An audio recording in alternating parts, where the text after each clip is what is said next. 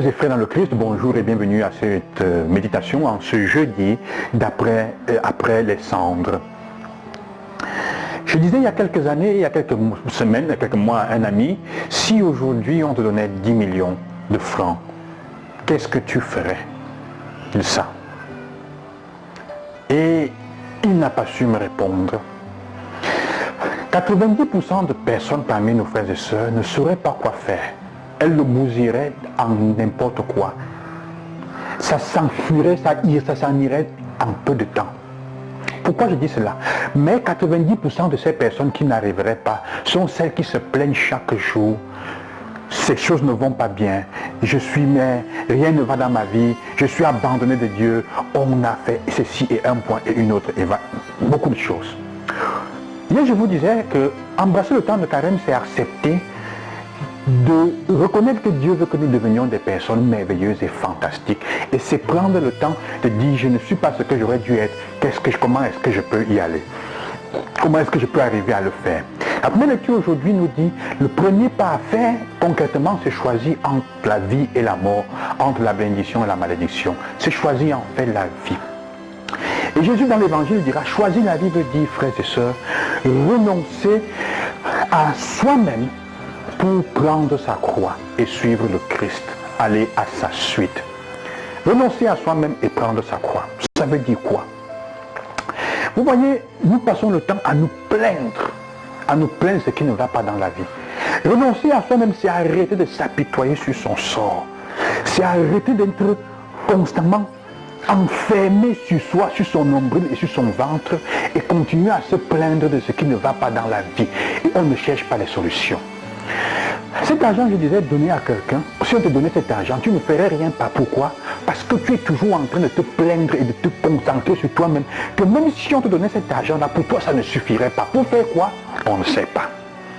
Parce que, à force de ne penser qu'à ce qui ne va pas, de ne te voir que comme une victime, tu ne développes aucune possibilité de vie et de survie. Même si on te met les mains sur la main pour t'aider, tu ne vas pas arriver à construire la vie. Parce qu'au début, tu n'as pas fait le choix de vivre. Faire le choix de vivre, c'est faire le choix de regarder les possibilités qu'il y a dans ma vie pour m'en sortir. Je connais des personnes qui se battent. Vous allez me dire, ce n'est pas facile. Ah, qu'est-ce qui est facile dans la vie? C'est vrai, ce n'est pas facile. Mais c'est à toi de faire le choix de comment tu vas vivre les difficultés, les souffrances qui t'arrivent dans la vie. Prendre ta croix, c'est ce que Jésus est en train de dire. Porte ta croix et suis-moi. Accepte ce qui t'arrive, regarde devant et cherche des solutions à tes problèmes. Et parfois la solution à ton problème pour sortir de ta souffrance arrive quand tu te regardes un peu autour de toi, quand tu te tournes vers les autres. Jésus va dire après, à quoi sert-il de gagner le monde entier si tu y perds ta vie? Il y a des personnes qui, le problème, c'est avoir beaucoup de choses, c'est avoir des fringues. Alors on est prêt à tout.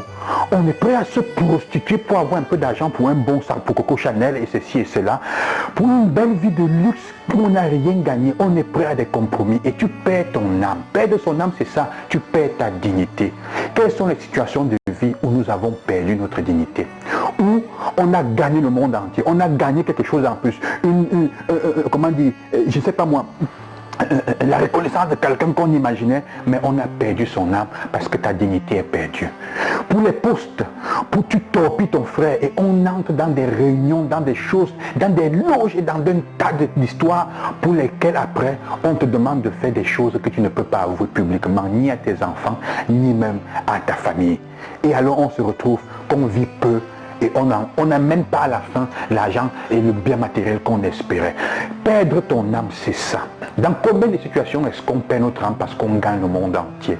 Parce que tu insultes les autres, la famille, les personnes qui t'ont aidé, tu les insultes parce que tu as trouvé un petit travail, quelqu'un qui te tire, qui te donne un peu d'argent. Gagner le monde et perdre son âme. Ce sont ces personnes qui pourraient être à côté de toi demain jusqu'à ce que tu ne tombes malade et tu vois que tu es seul. Tu as perdu ton âme quelque part. C'est ça.